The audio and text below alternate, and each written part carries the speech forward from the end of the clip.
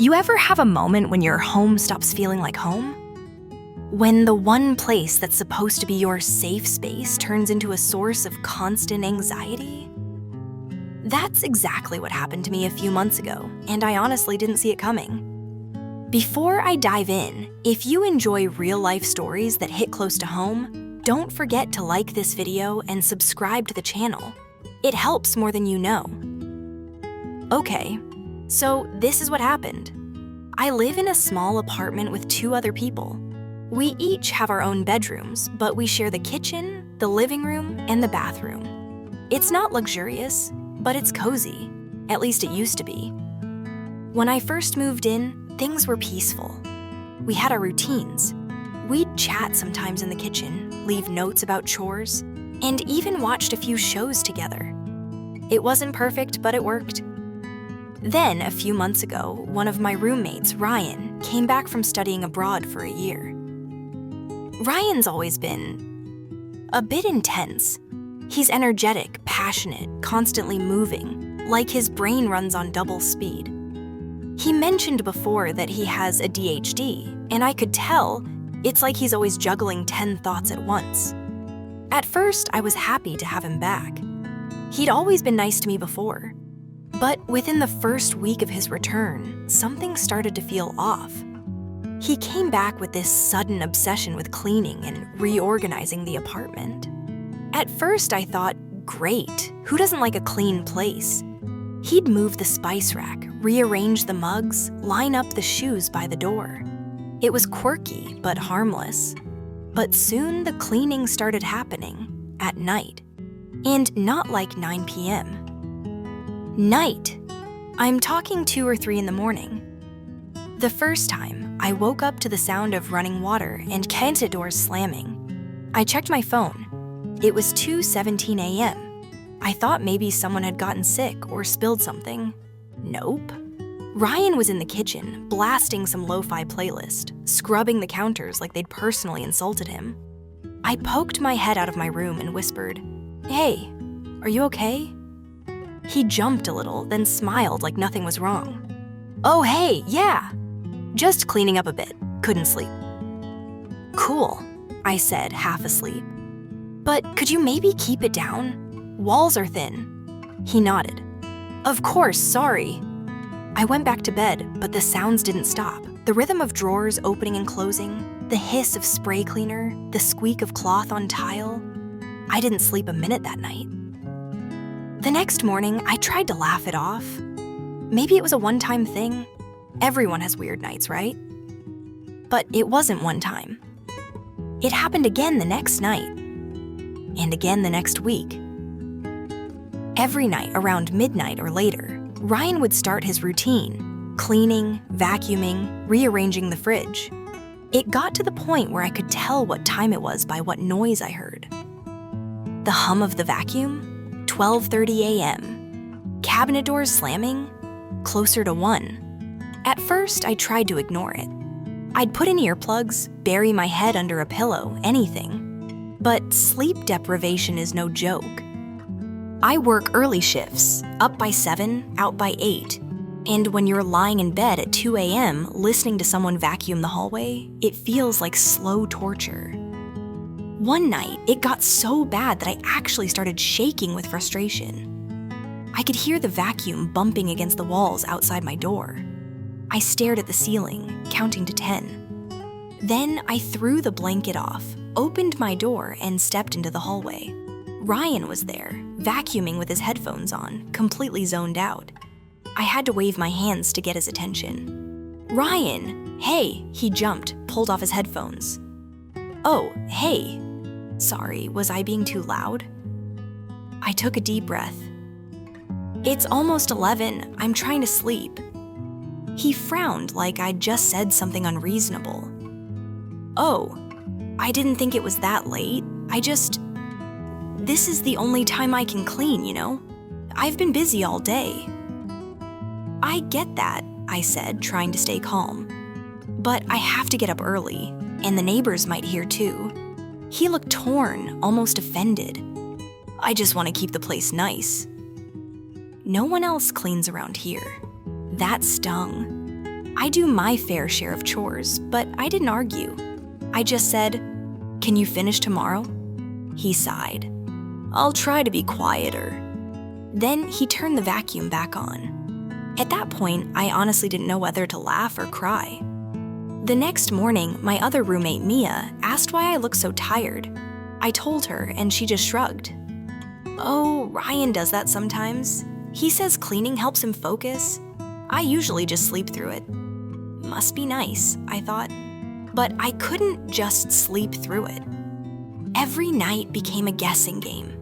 Would I get peace and quiet, or would I be listening to vacuum noises again? A week later, things boiled over. It was a Thursday night. I had a presentation the next morning.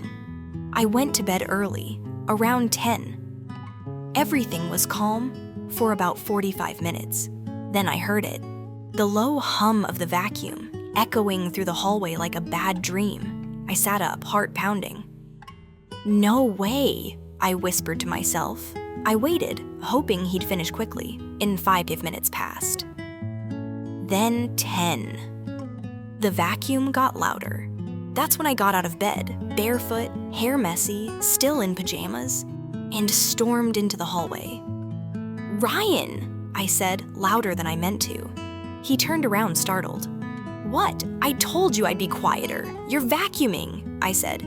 "At 10:45. How is that quiet?" He looked genuinely confused. "This is the only time I can do it. I was out all day and I can't focus if things are messy." I rubbed my temples. "I'm not saying don't clean. I'm just asking you not to do it when people are sleeping." He shook his head. "You don't understand. My brain doesn't work like that. I can't relax if things are out of order." I sighed, exhausted. "And I can't function without sleep." For a moment, we just stared at each other. Two people, both stressed, both feeling unheard. Finally, he said, "Fine, I'll stop for tonight." He put the vacuum away. I mumbled a quick, "Thanks," and went back to bed. But the weird thing, instead of feeling relieved, I felt guilty, like I'd just stopped him from doing something important. I lay awake for hours, thinking about what he said, that cleaning was the only thing that helped him focus. Maybe I was being selfish. Maybe I should have been more understanding. The next morning, I brought it up with Mia again. She rolled her eyes. "You're not wrong to ask for quiet," she said. "We have to share this space. He can clean during the day like a normal person." Still, that guilt stuck with me. It's strange how easily you start doubting yourself when someone insists their needs are just as valid as yours. That night, Ryan didn't clean. Neither did the next. I started to relax again. But I should have known it wasn't over. Because a few days later, something happened that made me realize the issue wasn't just about noise. It was about boundaries. And that's when things really started to spiral. When I said things started to spiral, I didn't mean a small argument or a misunderstanding. I mean the kind of slow, steady unraveling that you don't even notice until everything feels wrong. For a few days, it seemed like peace had returned. Ryan stopped cleaning at night, or at least I didn't hear him. I was sleeping again, waking up rested, finally remembering what silence felt like. But quiet doesn't always mean calm. One Saturday morning, I walked into the kitchen and froze. The entire layout had changed. The spice rack had been moved to the opposite wall. Every mug and glass was in a different cabinet. Even the fridge was reorganized. Labels facing forward. Condiments grouped by color like something out of a catalog. Mia was sitting at the table, sipping coffee, scrolling on her phone. "What happened here?" I asked. She didn't even look up. Ryan cleaned. Again. I opened a cabinet, searching for my favorite mug. It wasn't there. I checked another shelf. Nothing.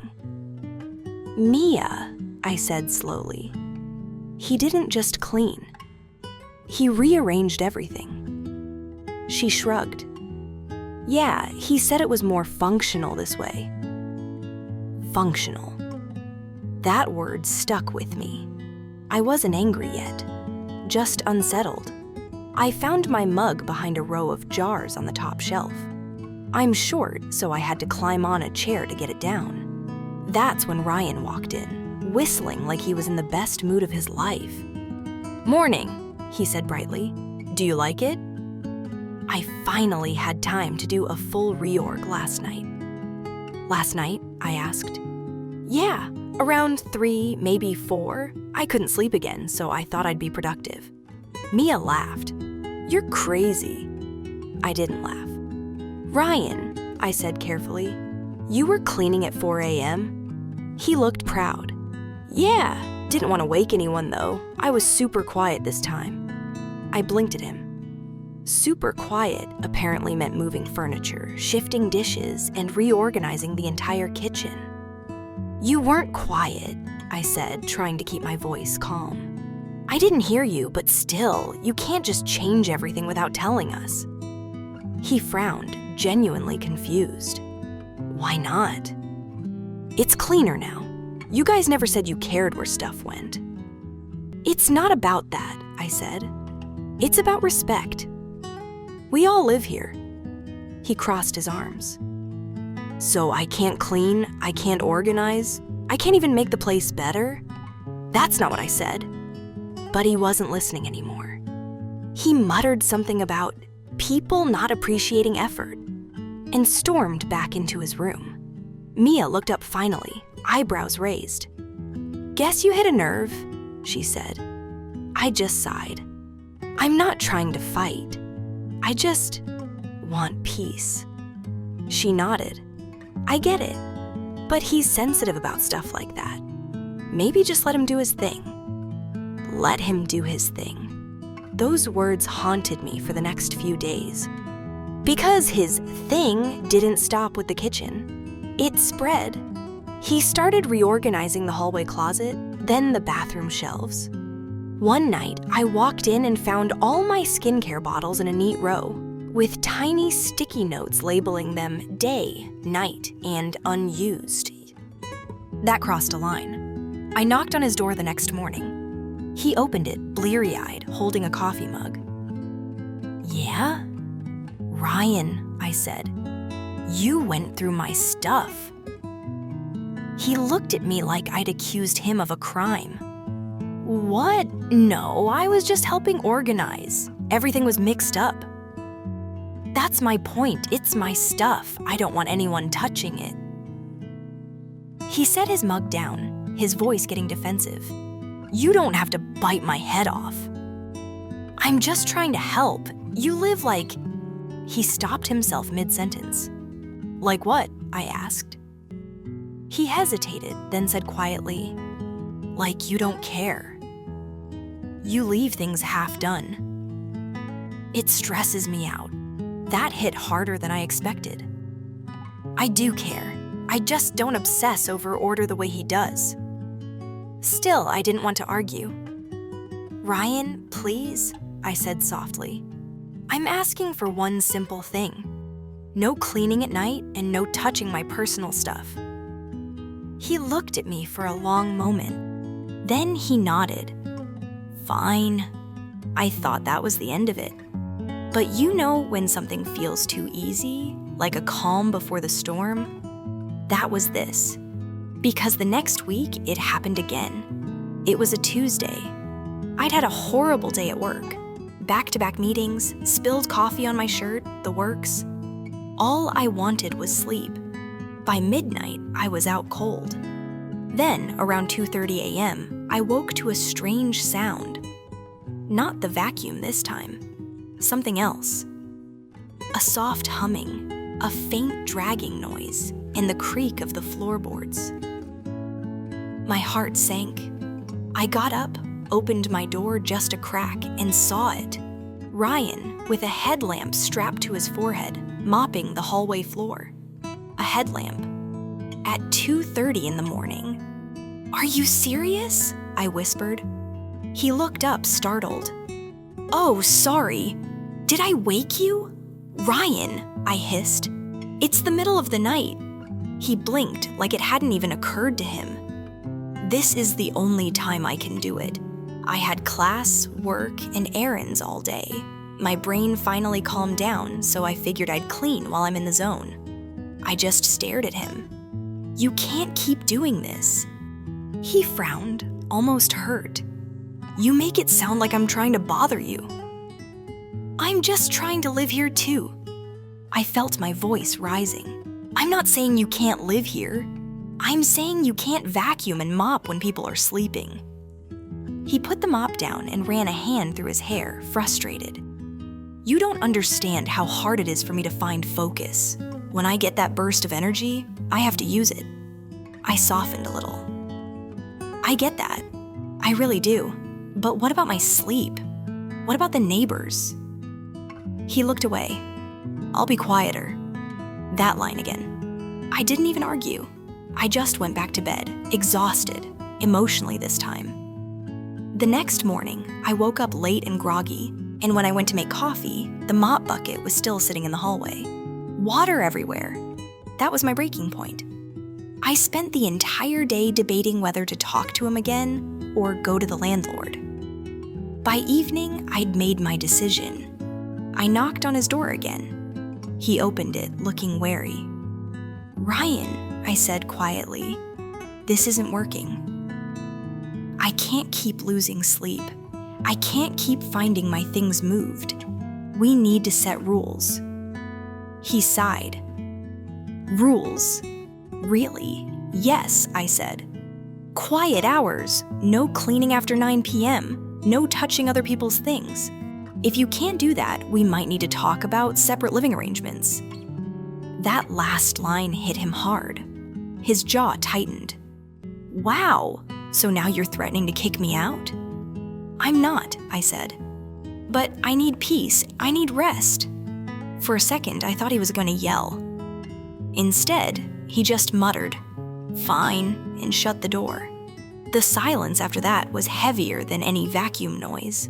For the next week, he barely spoke to me. No small talk, no shared meals, nothing. Part of me was relieved. Part of me felt awful. Because no matter how right you are, there's always that tiny voice whispering, "Maybe you were too harsh." Then one night, around midnight, I heard something again. Not cleaning this time. Crying. Soft, muffled, coming from behind his door. I froze. For a moment, I wanted to knock to ask if he was okay, but I didn't, because I didn't know if he wanted comfort, or if I was the last person he wanted to see. That night, I barely slept. And by morning, I realized something. This wasn't just a roommate issue anymore. Something deeper was going on with Ryan, and whether I liked it or not, I was now caught in it. The next morning, the apartment felt heavy, like the air itself had soaked up all the tension from the night before. I sat at the kitchen table, staring into my coffee, trying to pretend everything was normal. But I couldn't stop hearing that sound, Ryan crying behind his door. I didn't know what to do. Should I talk to him? Should I just leave it alone? Part of me wanted peace, real peace. Not just the kind that comes from silence, but from understanding. So later that day, I took a deep breath and knocked on his door. It took a while, but finally the door opened a crack. Ryan looked like he hadn't slept. His eyes were red, his hair messy, his voice quiet. "What do you want?" he asked. I hesitated. "Can we talk?" He sighed but stepped aside. His room was spotless, like every item had a designated spot. But it didn't feel peaceful. It felt controlled. He sat on the edge of his bed, avoiding my eyes. I stood there for a second before finally saying, "I heard you last night. Are you okay?" He let out a humorless laugh. "You don't need to pretend to care. You made it pretty clear how you feel." "That's not fair," I said softly. "I just need sleep." "That doesn't mean I don't care about you." He looked up then, really looked at me. And for the first time, I saw how tired he was. Not physically, but emotionally. He said, voice breaking a little. "I feel like my brain never shuts off. It's like there's always noise, and cleaning is the only thing that makes it stop." My chest tightened. I sat down across from him. "I get that. I really do, but when you clean at night, it becomes my noise. We're both suffering in different ways." He rubbed his hands together. "I don't mean to make things worse. I just don't know how else to cope. Maybe we can figure something out," I said, "together." He looked skeptical, but also a little hopeful. So we made a plan. He could clean, but only during certain hours. If he felt restless at night, he could use headphones, go for a walk, or write instead. At first, he agreed. For a few days, things were better. He'd clean in the late afternoon, blast his music, and even joke around with Mia again. I thought maybe, finally, we'd found balance. But then, something shifted again. It started small. I'd notice him pacing late at night, whispering to himself in the hallway. Then I'd wake up to find tiny changes. The towels folded differently, the furniture moved an inch. At first, I thought I was imagining it. But one night, I woke up to the sound of a chair scraping against the floor. I got up, heart pounding, and found Ryan in the living room, staring at the wall. The couch was moved, the table too. He was just standing there, breathing fast, like something inside him was unraveling. "Ryan," I whispered. He turned slowly. "I can't sleep," he said, voice trembling. "I tried to follow the rules." "I tried, but he tapped his temple. "It's too loud in here." I didn't know what to say. He dropped to the floor suddenly, sitting cross-legged, his hands gripping his hair. I can't stop thinking. If I move things, maybe it'll feel right, just for a second. I knelt down beside him. Hey, breathe, okay? It's okay."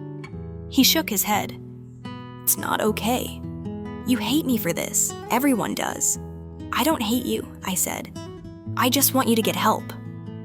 "Real help." He went silent. The room felt so still, I could hear the clock ticking on the wall.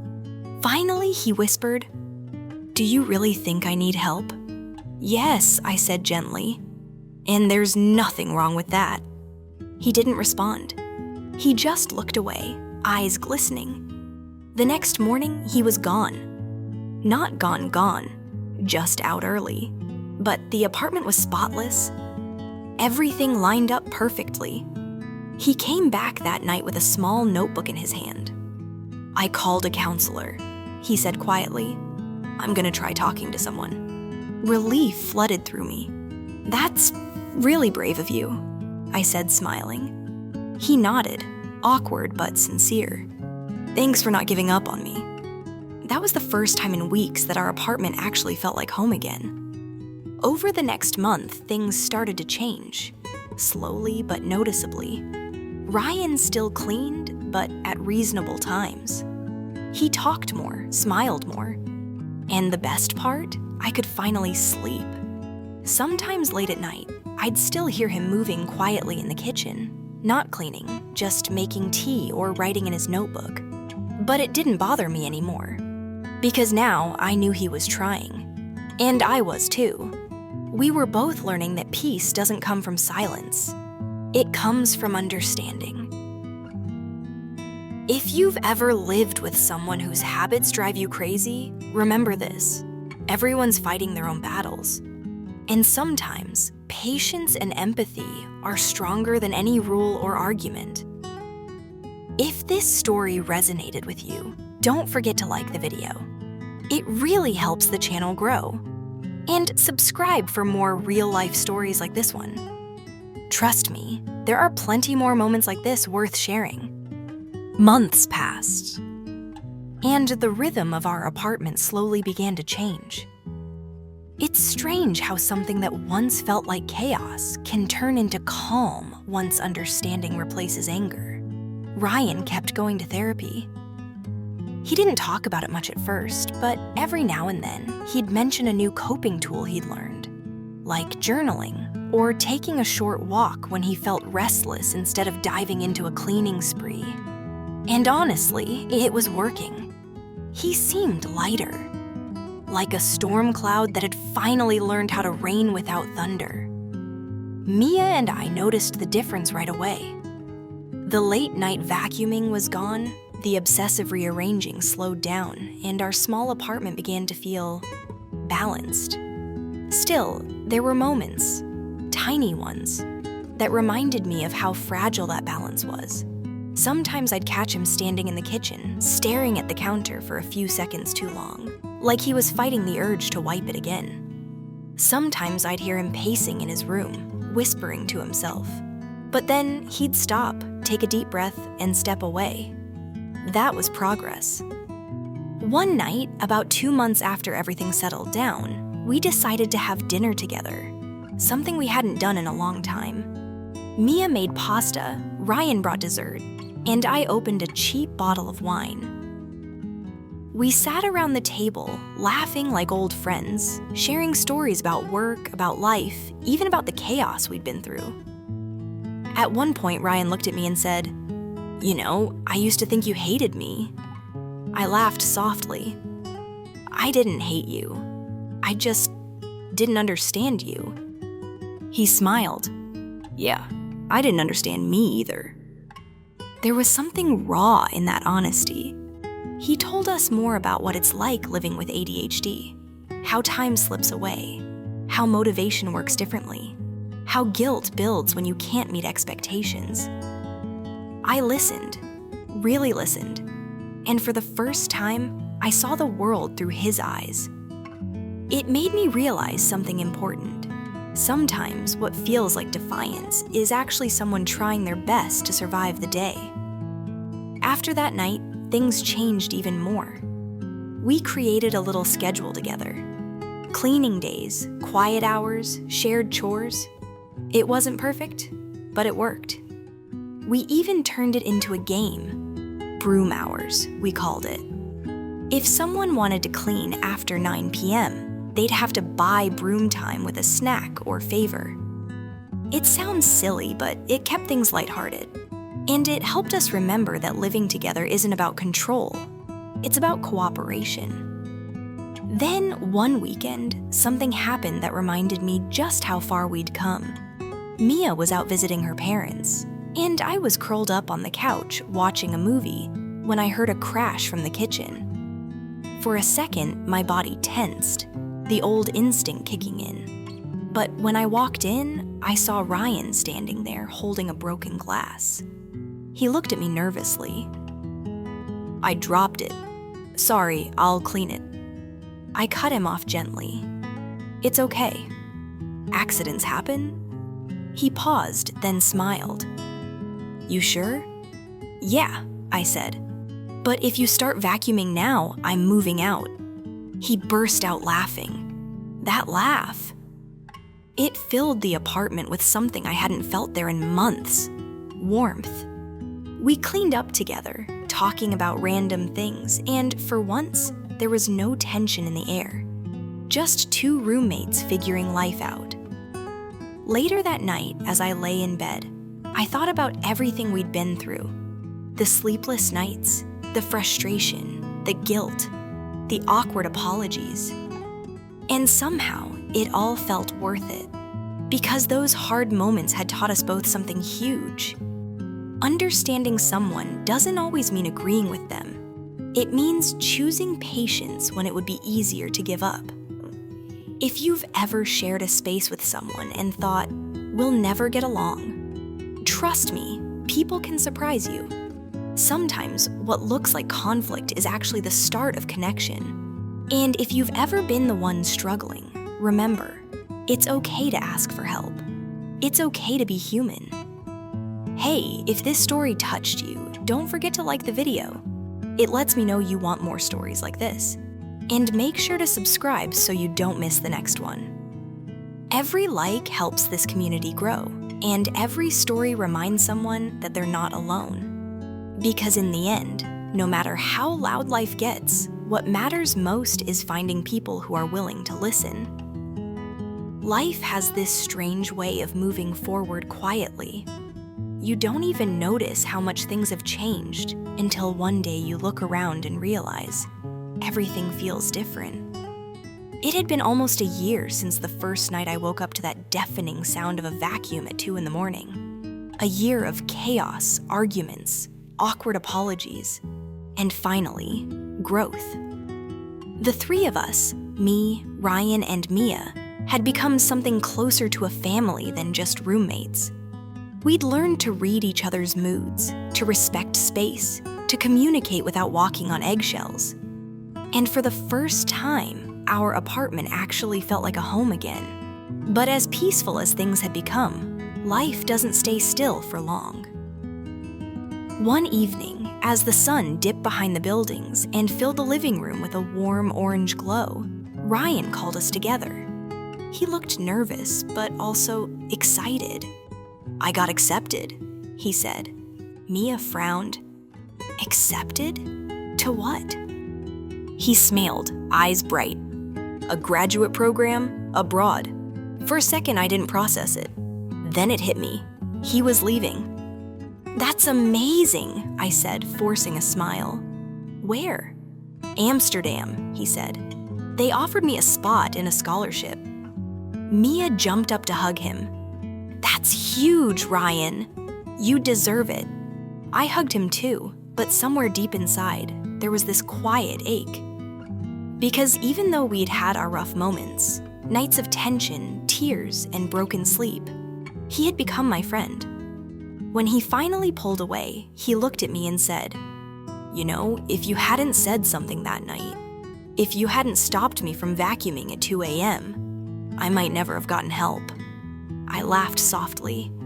"You make it sound like I changed your life." He grinned. "You did, kind of. You made me listen. You made me see that other people's peace matters too." That sentence stayed with me for days. The following weeks were a blur of packing, planning, and farewell dinners. Our apartment, once filled with tension, now buzzed with laughter and nostalgia. The night before his flight, we stayed up late. No vacuuming, no cleaning, just sitting on the floor, talking about everything.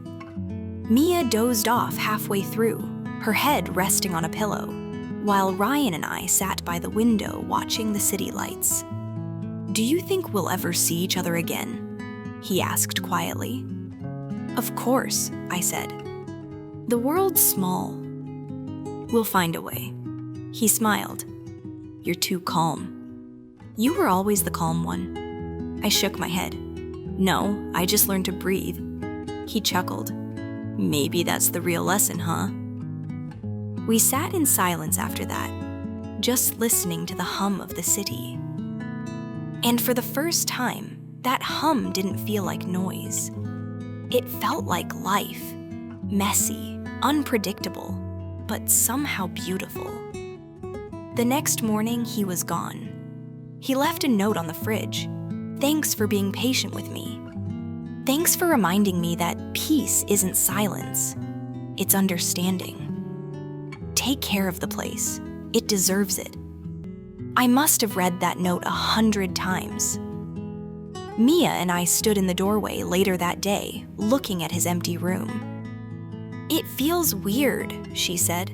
"Like the apartment's quieter, but not empty." I smiled. "That's because his energy's still here." She laughed. "Let's hope it's not cleaning at 3 a.m. again." We both cracked up, and that laughter filled the space where his voice used to echo. A few months later, I got a postcard from Amsterdam. It was covered in coffee stains and had a drawing of a vacuum cleaner on the back with a smiley face. The note read, "Still cleaning, but only before 9 p.m. Miss you guys." I laughed out loud. And just like that, all the sleepless nights, all the frustration turned into something else. Something almost precious. Because when you look back, the hard moments are what shape you. They teach you patience, empathy, and the truth that peace isn't about silence. It's about learning to coexist with other people's noise, see? So if you've ever had a roommate, a partner, or even a friend who drove you up the wall, remember this. Sometimes the people who challenge us the most end up teaching us the deepest lessons. They show us that love, patience, and understanding aren't built in the easy moments. They're built in the messy ones. If this story touched your heart, don't forget to like the video. It really helps the channel grow. And subscribe if you want more stories about real people, real emotions, and the lessons hidden in everyday life. Your support means the world, and who knows? Maybe your story will be the next one we tell. Because sometimes the quietest stories are the ones that stay with us forever.